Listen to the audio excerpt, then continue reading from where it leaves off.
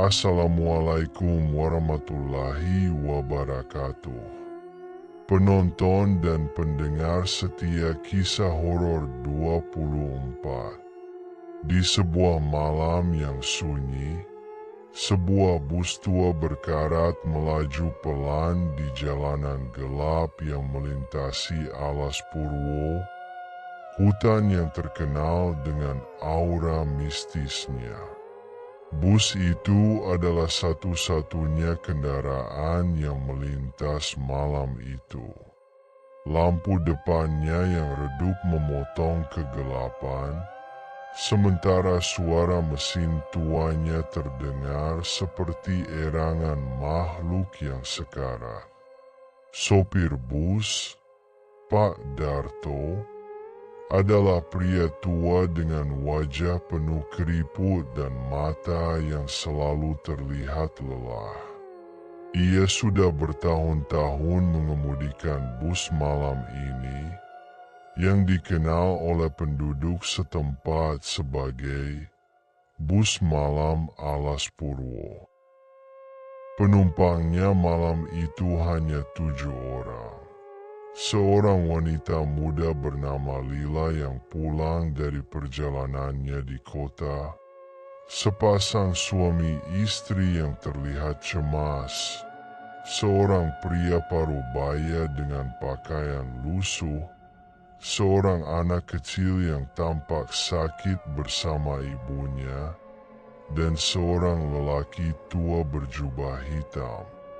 Ketika bus memasuki wilayah hutan, suasana mulai berubah. Udara terasa dingin meski jendela tertutup rapat, dan kabut tipis mulai menyelimuti jalan. Lila, yang duduk di dekat jendela, merasa ada sesuatu yang aneh. Dari sudut matanya, ia melihat bayangan putih bergerak di antara pepohonan. Tetapi saat ia menoleh, tidak ada apa-apa. "Pak, kenapa jalannya makin sepi begini?" tanya Lila kepada Pak Darto. Pak Darto hanya mengangkat bahu tanpa menjawab. Ia tampak gugup. Tangannya mencengkeram erat setir. Lila merasa tidak nyaman, tetapi ia mencoba mengabaikan perasaannya. Namun, kejadian aneh mulai terjadi. Lampu di dalam bus berkedip-kedip, dan suara aneh terdengar dari arah belakang. Suara itu seperti langkah kaki yang berat, meskipun semua penumpang tampak diam di tempat duduk mereka. Seorang penumpang, lelaki parubaya dengan pakaian lusuh, tiba-tiba berdiri. "Berhenti, saya mau turun sekarang," katanya dengan suara gemetar. "Tidak bisa berhenti di sini," jawab Pak Darto tanpa menoleh. "Kita masih di tengah hutan."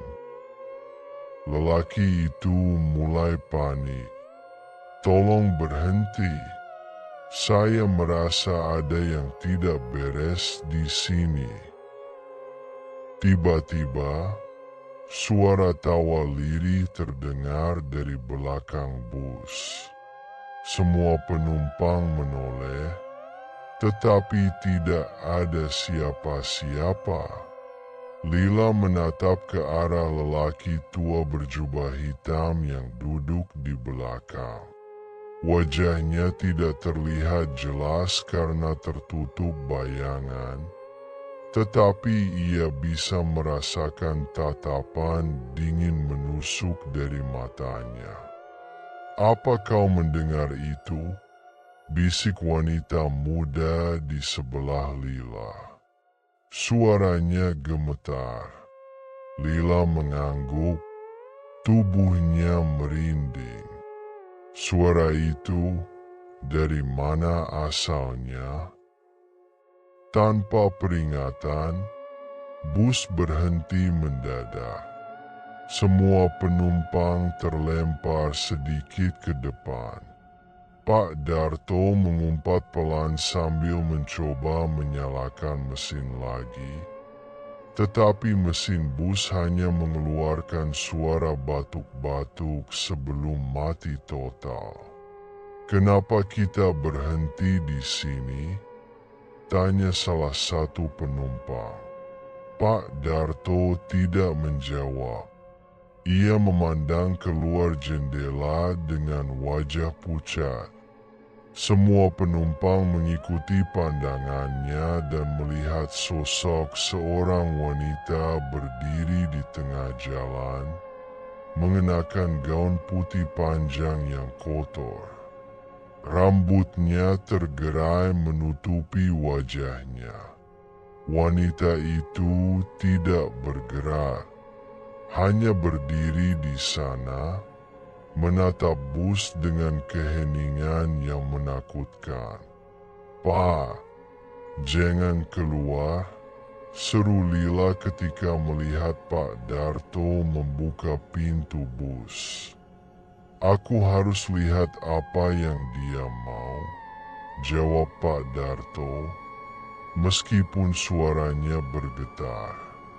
Ketika ia melangkah keluar, suara tangisan lirih mulai terdengar dari dalam hutan. Tangisan itu semakin keras, disertai suara langkah kaki yang mendekat. Lila memeluk tasnya erat-erat, tubuhnya gemetar ketakutan. Tiba-tiba, lampu bus menyala kembali, tetapi warnanya tidak lagi putih. Lampu itu berubah menjadi merah menyala, menerangi wajah para penumpang yang kini terlihat aneh. Wajah mereka pucat dengan mata kosong, dan senyum lebar yang tidak wajar terukir di bibir mereka. Lila menjerit. Ia mencoba berdiri, tetapi tubuhnya terasa kaku. "Tolong, ada apa ini?"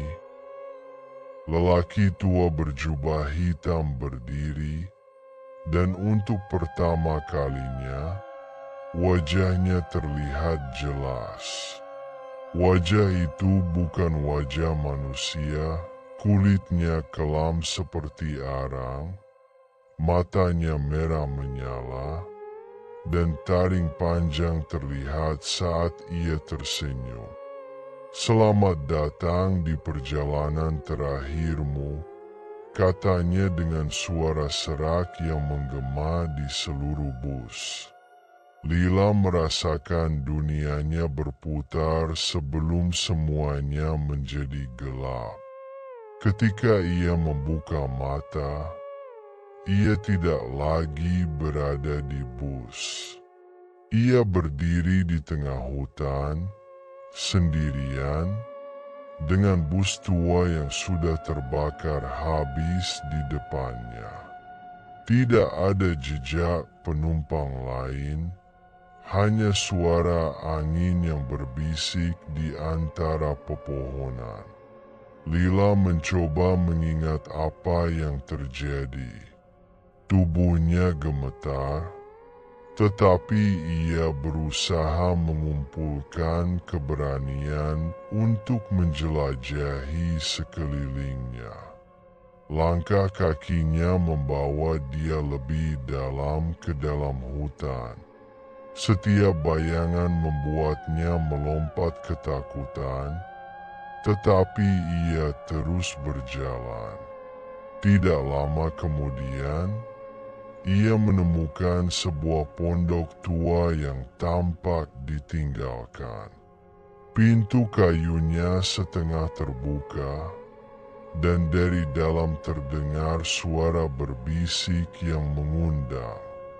Dengan ragu, Lila mendekat. Sebelum ia sempat masuk, seorang pria muda dengan wajah penuh luka muncul dari balik pohon. "Kau juga terjebak di sini?" tanyanya dengan suara pelan. Lila mengangguk, bingung. Apa yang terjadi? Di mana penumpang lain? Pria itu menggeleng. "Mereka sudah diambil. Aku tidak tahu oleh apa, tapi kita harus pergi sebelum malam semakin larut." Lila menatap pria itu dengan takut, tetapi ia tahu ia tidak bisa bertahan sendirian. Mereka berdua memutuskan untuk mencari jalan keluar bersama. Namun, hutan seolah berubah menjadi labirin. Suara-suara aneh terus mengikuti mereka, dan bayangan-bayangan misterius tampak bergerak di ujung mata mereka.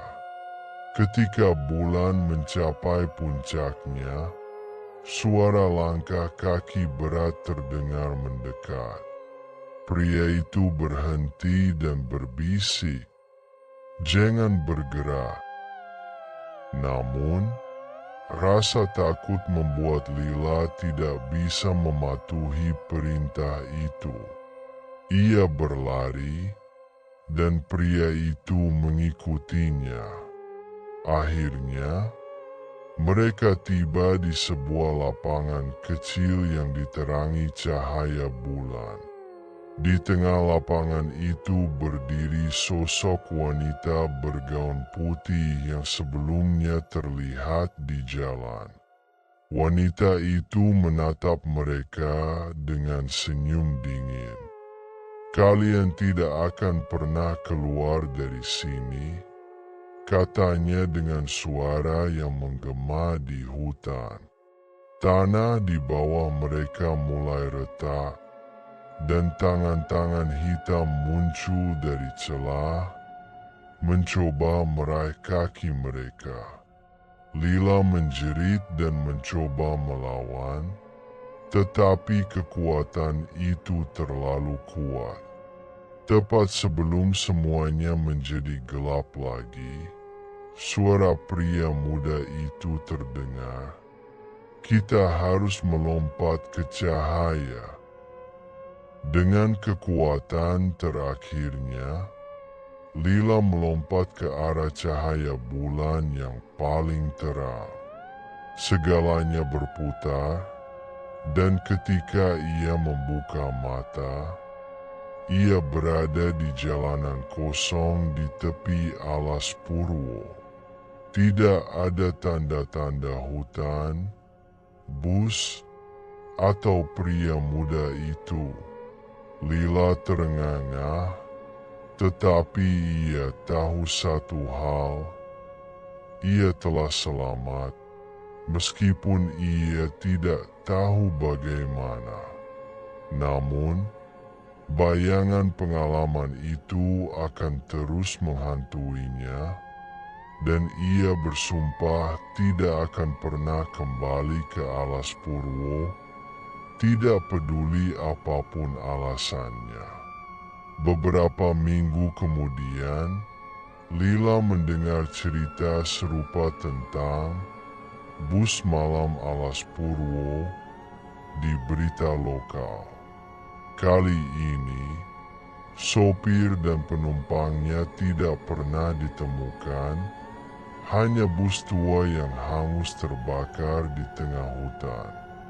Lila gemetar, menyadari bahwa pengalaman yang ia alami bukan kebetulan.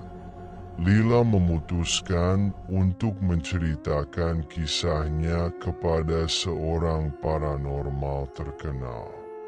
Sang paranormal, seorang wanita tua dengan mata penuh kebijaksanaan, mendengarkan dengan seksama sebelum berkata. Kau diberi kesempatan kedua, Lila. Tapi roh-roh di alas Purwo tidak akan diam. Kau harus menjalani hidupmu dengan hati-hati, karena mereka mungkin masih mengincarmu. Lila merasa ketakutan, tetapi ia tahu bahwa ia tidak bisa terus hidup dalam bayang-bayang masa lalu. Ia pindah ke kota lain, jauh dari alas Purwo, mencoba memulai hidup baru. Namun, setiap kali ia mendengar suara bus atau melihat bayangan di malam hari, ia selalu merasa bahwa sesuatu atau seseorang sedang mengawasinya. Hingga akhir hayatnya, Lila tidak pernah benar-benar melupakan malam itu. Hutan alas Purwo menyimpan rahasia yang tak akan pernah terungkap, dan Lila hanyalah salah satu dari sekian banyak jiwa yang tersesat di sana. Terima kasih telah menonton video channel kami. Tunggu video kisah horor 24 berikutnya. Jangan lupa like, subscribe, komen, share, dan klik lonceng notifnya agar tidak ketinggalan cerita kisah horor berikutnya.